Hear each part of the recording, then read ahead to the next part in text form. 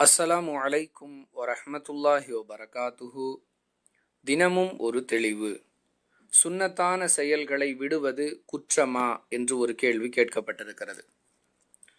அன்பிற்குரிய அல்லாஹுவின் நல்லடியார்களே, இஸ்லாத்தை பொறுத்தவரை கடமை என்று சொல்லப்பட்ட வணக்கங்களில் நாம் குறை வைத்தால் மறுமையில் அதற்காக அல்லாஹுவிடம் நாம் குற்றவாளிகளாக நிற்க வேண்டிய சூழ்நிலை ஏற்படும். இதில் எந்த மாற்று கருத்தும் இல்லை.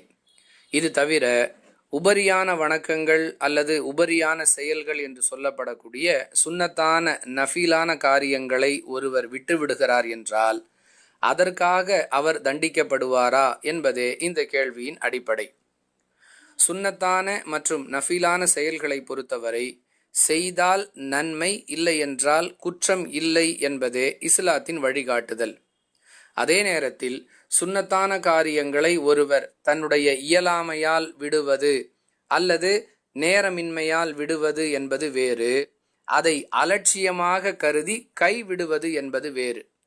ஒரு செயலை விட்டுவிடுதல் என்பதில் இரண்டு வகை. அதில் ஒருவர் இயலாமையின் காரணமாக விடுகிறார் என்று சொன்னால் அவர் குற்றவாளியாக மாட்டார். அதே நேரத்தில் அதை அலட்சியமாக கருதுகிறார், அது பற்றிய ஒரு நல்லெண்ணம் அவருக்கு இல்லை, மேலும் அதற்கு மாற்றமான காரியங்களை செய்கிறார் என்றால் இவர் நபி வழியை அலட்சியப்படுத்தியவர், புறக்கணித்தவர், உதாசீனம் செய்தவர் என்ற தரத்தில் வந்துவிடுவார். இவ்வாறு செய்வது மார்க்கத்தில் கண்டிக்கப்பட்டிருக்கிறது.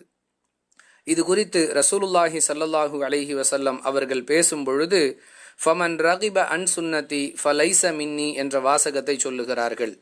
அதாவது, எனது வழிமுறையை கைவிடுபவன் என்னை சார்ந்தவன் அல்லன் என்று கூறக்கூடிய இந்த செய்தி புகாரி எனும் ஹதீஸ் நூலில் 5063வது எண்ணில் இடம்பெற்றிருக்கிறது.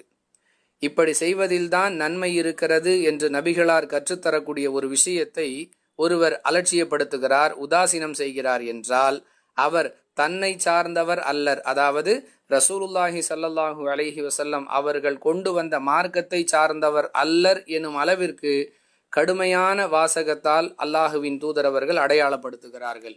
எனவே சுன்னத்தான காரியங்கள் செய்வதற்கான வாய்ப்பு எனக்கு கிடைக்கவில்லை அல்லது என்னால் இயலவில்லை என்று விடுவது குற்றமாகாது.